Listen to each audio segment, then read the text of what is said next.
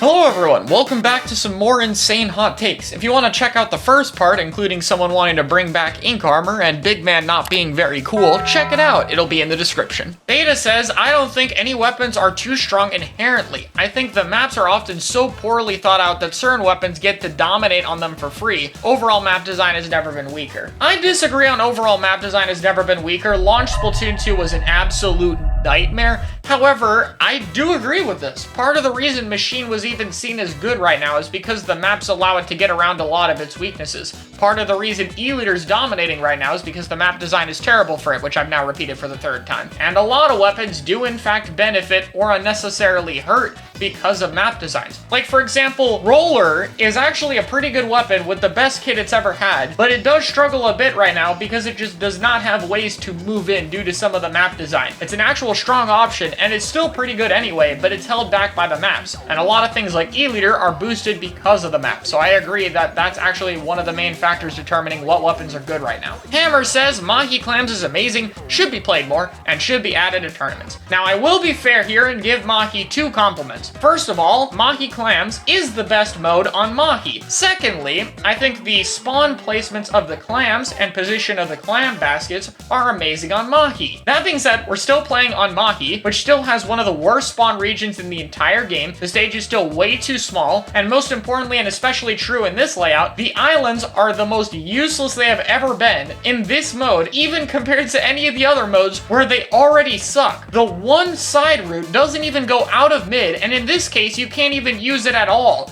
It's so dumb. Now, if they were to improve the Mahi layout overall, like the spawn region and the islands, and make it a little bit bigger, then yeah, Mahi Clams, even with that layout, would probably be really good. But as of right now, it is a case of the mode layout is really good on the map, but the map is still terrible. Fizzy says, hot take, none of the Splatoon 2 specials should have returned, as we already have a ton of new specials, and most of the old specials don't mix too well with the new design. Stamp and Booyah being exceptions. We played them for 4+ years, I think we are all a little bit better. Realistically, not counting Stamp and Booyah, which are basically Splatoon 3 specials they put in 2, the other 3 aren't that many anyway. I do think Inkjet fits in fine. It could use a little bit of changes, but overall it still fits much better with Splatoon 3's design. So mainly, I think the two specials people would have an issue with are Inkstorm and Missiles. Now, Missiles are poorly designed, but if they were to actually rework it, I think they could be fine in this game. And Inkstorm, while it isn't too satisfying to use, I think is purely healthy. It's one of the best displacement specials in terms of the effect it has, having a good bit of counterplay, and I like the idea of how it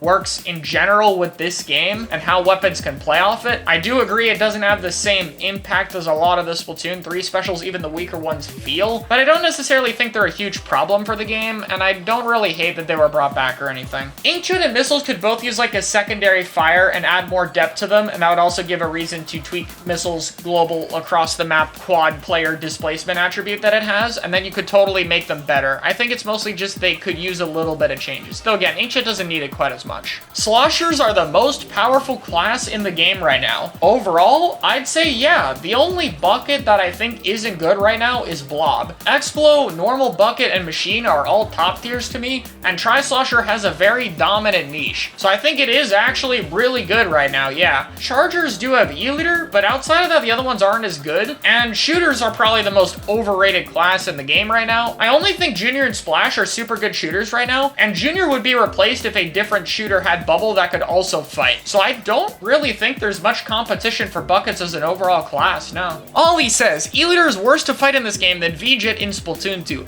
Complete control over entire regions of a map is less fun to deal with than minor control and displacement. It's a joke post. 157 people liked it, bro. I don't know what to tell you. If it was a joke to you, other people thought it was very serious.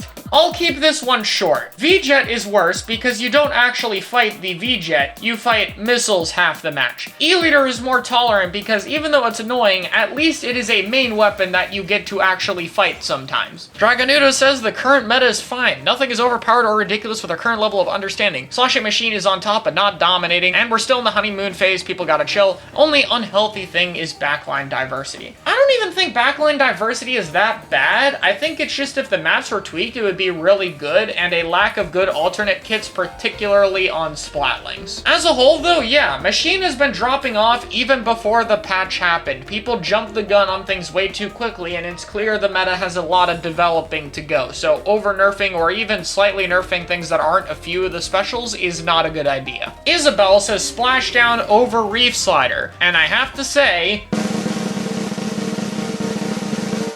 nah, not even close. I know you can super jump in with Splashdown and use it to break objects, but the super jump is predictable and punishable afterward, and the actual normal Splashdown, even when you use it to counter objects, was susceptible to just getting shot, especially by squeezers or charger players. Slider has a lot of end lag. It doesn't heal you in between when you use it, so if you're low and then pop it, you can still be weak and die, but realistically, people keep Reef Sliding into entire teams, and until I see Reef Sliders actually go behind people and take advantage of that position, or use it to reliably break objects like Crab and Bubble, and then call it garbage, I don't want to hear anyone complain about it. Vice says, I think the damage point sensor did to Nautilus is way overblown and it's completely fine without it. Yeah, I mean, squid rolls are good for it, like it's mentioned here, but realistically, Nautilus isn't a weapon that plays off of bombs super much anyway because of the charge time and having solid range, so yeah, having point sensor is not exactly a death sentence, and Rain is pretty good on it, so it's still nice as like a Tetra counter, for instance. We actually saw this in the 4v4 Sunday's Grand Finals. One of the Japanese players played a Naut with Respawn Punisher to deal with the Tetra, so it does have use, and we have already even seen some of it. Lucy says, Splatoon 3 map design would be the best in the series if they added a few easy fixes, like more flank routes and cover. I talked about this a little bit on the second channel yesterday, but yeah, like for example, Undertow's only major change it needs is flank routes to get behind the glass. If you add one on each side, all of the map is fine. Undertow there is completely good. Hagglefish just needs that little snipe tent spot dropped and the flank on the left side to be easier to move past like it is on tower controls compared to something like Splat Zones. Very minor changes as a whole to fix these kind of stages. I do think some of them need more drastic changes like Mahi and Mincemeat, but as an overall thing, yeah, a lot of these are easy to fix, honestly. We have two takes here of related quality that I want to talk about, which is Storm saying once a shooter gets a bomb and missiles, the game will slow down and be played similarly to 2, and Pika saying Splatoon 3 played optimally isn't even faster than the end life of Splatoon 2. People are just forcing it to be chaotic and aggressive. Splatoon 3 is faster than Splatoon 2, but it's not for the reason you think. Splatoon 3 is overall the faster game because there are faster comps being viable. For example, quick respawn comps with like Tetradooley, for example, where weapons will run forward and take more fights. However, there are still very slow comps like Machine Flingza E-Liter, which are not very fast and don't really play that much differently from Splatoon 2. The environment of the specials are just healthier for them. That being said, if missiles and a bomb get on a shooter because of how missiles can control the game speed right now with the map design, yeah, this would absolutely slow down the game because double missile would be a thing you could do and that would absolutely change the meta. So this could be a problem. But as a whole, 3 is, yes, faster than 2, but it's mostly because faster strats are a thing where at the end of 2, the only real good comp for 90% of teams was 4-shooter, a comp that was played absolutely painfully slowly. Finally, for my own hot take, a bunch of people were talking about broken kits for specific weapons, and Avril said wait till they give E-Liter Burst Bomb back. So here's my hot take. I'd rather fight E-Liter with Burst Bomb if there were maps with real flank routes that actually go around mid, rather than fighting current E-Liter on our current set of maps. I think this would be more fun for both the people using E-Liter and the people fighting it. I genuinely believe it. Let me know if this is an insane take or not. That's all the hot takes. Thank you for watching. Follow me on Twitter if you want to submit more of them whenever I decide to do it, and I'll see you guys later.